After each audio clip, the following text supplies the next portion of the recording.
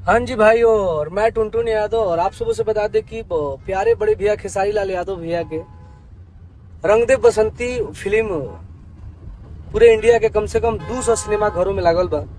तो प्लीज चाहने वाले जितने भी भोजपुरी के श्रोता हैं, आप सबसे आग्रह बा कि आप सब अपने अपने नजदीकी सिनेमा घरों में जाइए और रंग दे बसंती फिल्म को देखिए। जबरदस्त फिल्म बा और ढेर सारा प्यार दीजिए और आगे चर्चा करिए और फिल्म को सुपरहिट बनाइए। नमस्ते प्रणाम, हर हर महादेव। हम आप सबके भाई भोजपुरी गायक मसूरिया मिल जादव। और आज एगो बहुत ही बड़ जो कि भोजपुरी के शायद ऐसा कोई सिनेमा पहले ना बनल हो।